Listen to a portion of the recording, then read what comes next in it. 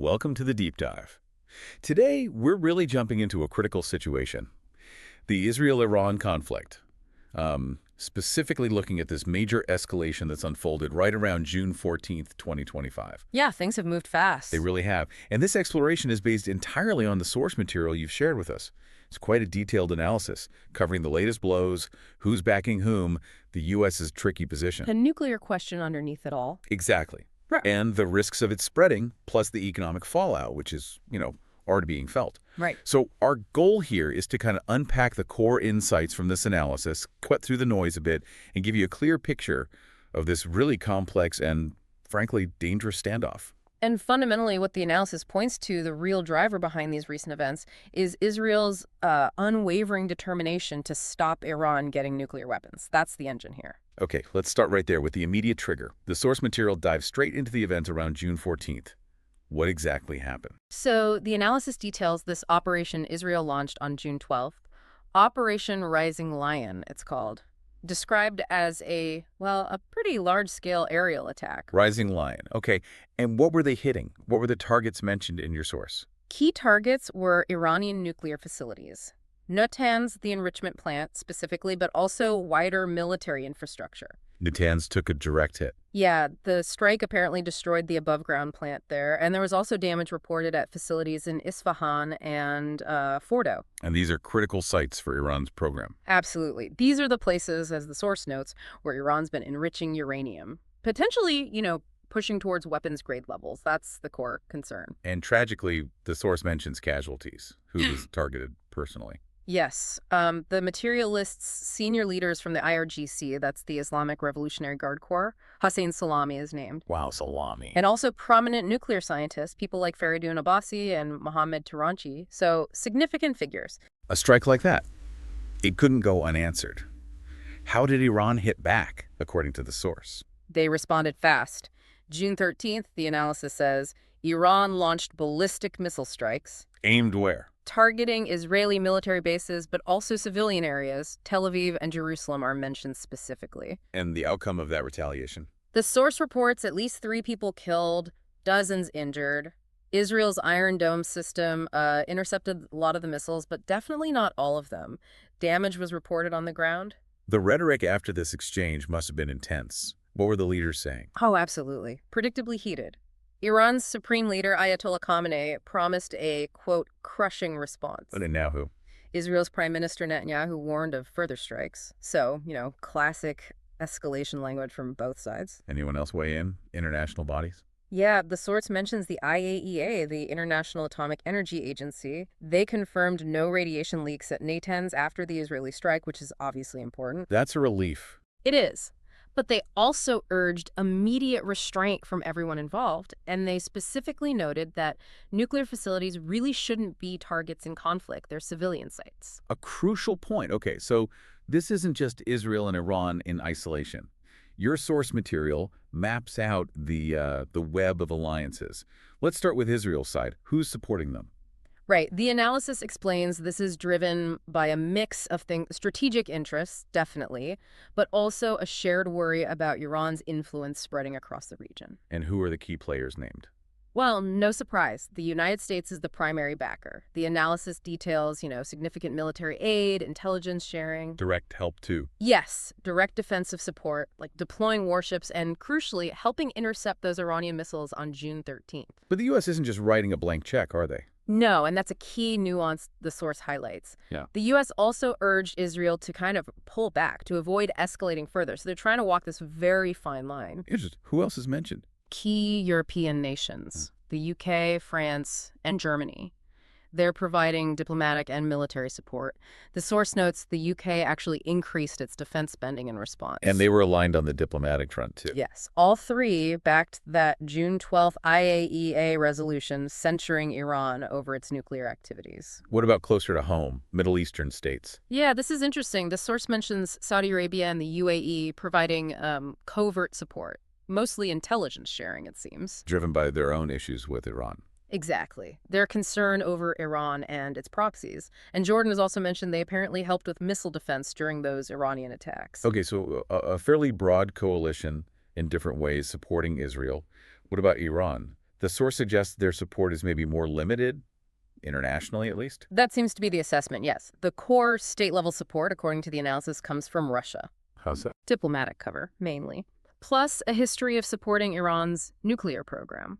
The source even mentions Russia recently forgiving Syrian debt, which is seen as indirectly helping Iran by bolstering an ally. And China? China provides economic and diplomatic support.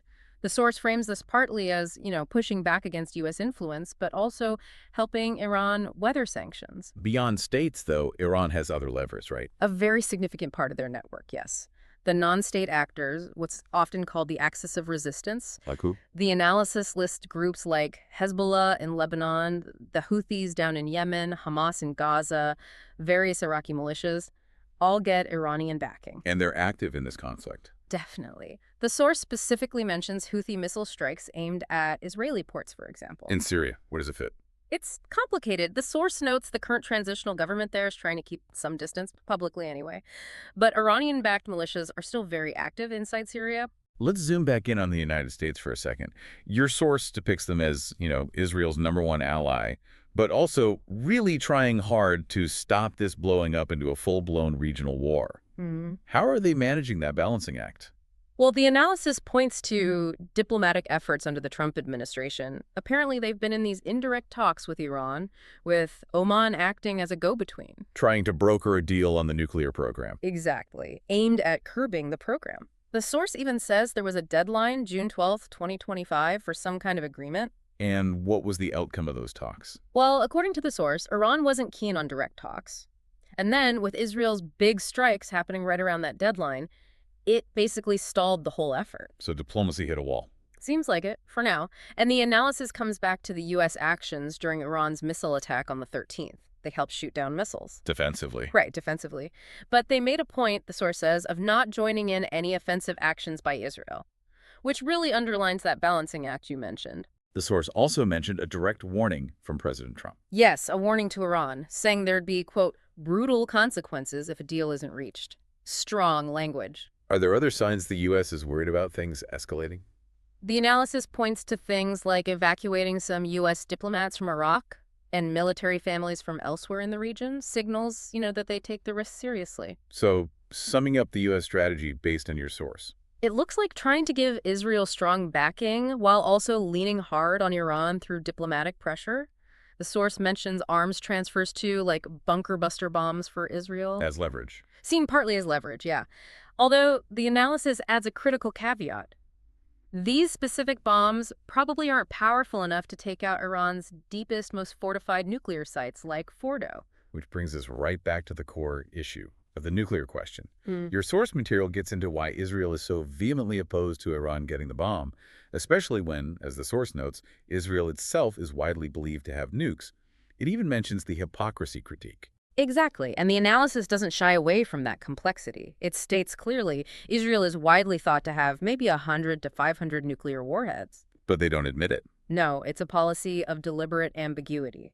And crucially, they haven't signed the NPT, the Nuclear Non-Proliferation Treaty. The source directly acknowledges that this leads to criticism, this charge of apparent hypocrisy, especially from Iran and others.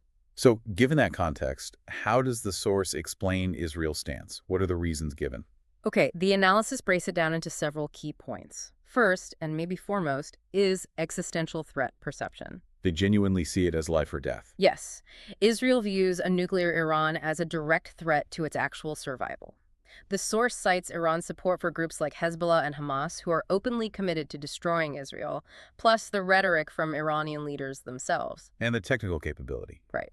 The analysis mentions Netanyahu's claim that Iran is just months away from being able to produce a weapon, given its stockpile of 60% enriched uranium. Which is close to weapons grade. Very close. Needs further enrichment to 90%, but having that stockpile is a huge step. Israel argues that just having this capability, even if they don't build a bomb tomorrow, emboldens Iran's proxies and totally destabilizes the region. Okay, so existential threat is number one. What else? Second is regional power dynamics. Israel's own undeclared arsenal is its ultimate security guarantee, its deterrent. It ensures its military dominance. And a nuclear Iran would change that. Completely. The source explains it could totally shift the balance of power, and worse, it might trigger a regional arms race. Think Saudi Arabia potentially deciding they need nukes too? That directly undermines Israel's strategic edge. Then there's the critique you mentioned. Yes, the third point is the hypocrisy critique itself. The analysis discusses this openly. It notes critics, even mentioning shatter on platforms like X, point to Israel's arsenal, its refusal of inspections, its non-NPT status. And contrast that with Iran. Exactly. Contrasting it with the intense international pressure, the inspections, the crippling sanctions Iran faces, even while Tehran insists its program is peaceful. The analysis says this perceived double standard really fuels Iran's narrative about Western bias. It strengthens their hand domestically. What's Israel's counter-argument on that? Their justification? That leads to the fourth point. Israel's stated strategic rationale. They justify their actions by pointing to Iran's, aggressive behavior across the region, its support for proxies, and specifically its non-compliance with IAEA inspections like that June 12th resolution highlighted. So Iran isn't playing by the rules, basically. That's the argument. Israel essentially says, look, our program is held by a democracy aligned with the West. We're a responsible actor. They accuse Iran of pursuing weapons secretly disguised as a civilian program. Okay. Any other factors driving Israel's actions? Finally, the source mentions practical concerns. These strikes, like the one on Natanz, are fundamentally about buying time, delaying Iran's progress. But can they stop it entirely? That's the question. The source notes the challenge. Iran has facilities like Fordo, buried deep underground, much harder to destroy with conventional bombs. And there's a critique mentioned in the analysis, too. Which is? That these kinds of strikes may be driven partly by internal Israeli politics, like Netanyahu wanting to preempt a potential U.S.-Iran deal, risk massive escalation. Without guaranteeing success. Right, without actually eliminating Iran's nuclear knowledge. You can bomb buildings, but you can't bomb knowledge. Once they know how to do it, that capability persists. That's a sobering point. Yeah. Which leads to the next big question. Could this spiral completely out of control? Could this actually become, World War III?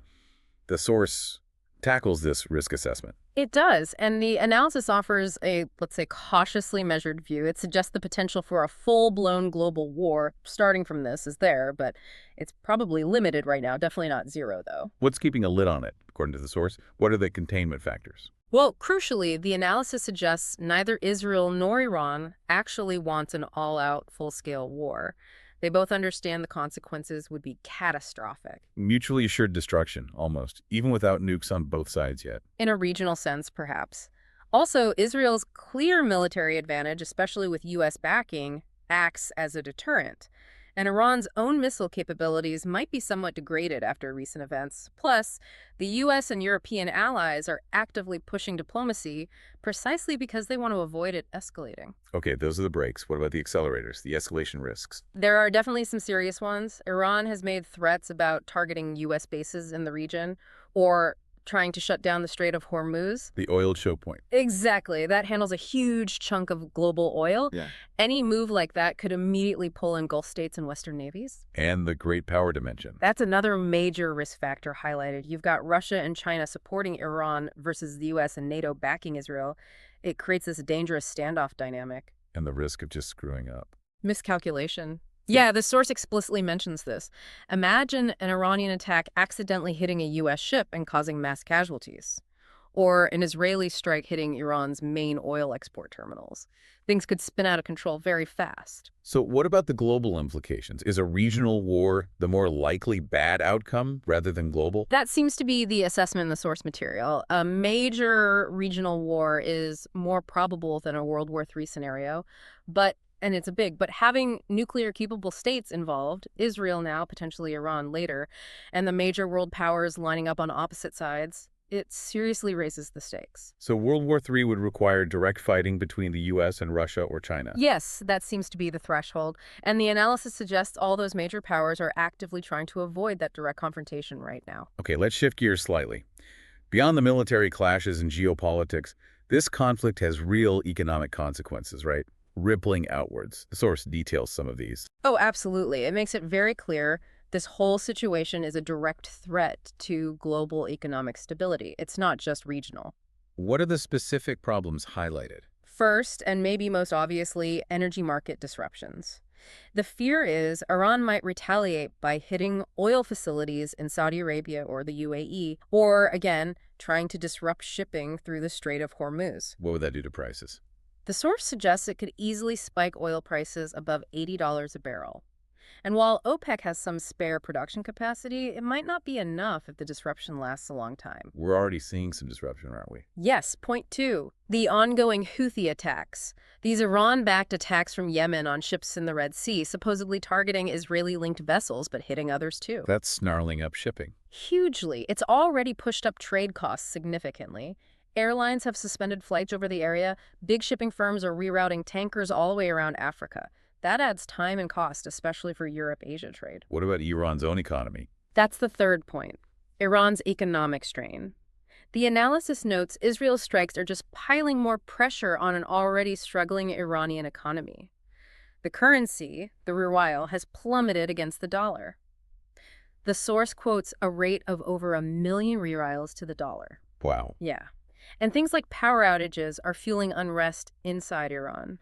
This internal instability isn't just Iran's problem. It could disrupt regional trade and add to global inflation. And the wider global ripple effects. Higher oil prices feed into inflation everywhere. Makes everything more expensive: transport, food, consumer goods. The source notes developing countries are especially vulnerable, facing potential food and fuel shortages. Even developed economies feel it. Absolutely. Yeah. Places like the U.S. and Europe could see economic growth slow down because of this uncertainty and higher energy costs. And finally, regional stability itself. Right. Regional instability has economic costs too. If this conflict really spills over badly into Lebanon, Syria, or Iraq, Right. that disrupts any rebuilding efforts, could create more refugees. Which strains aid budgets globally. Exactly. It all connects.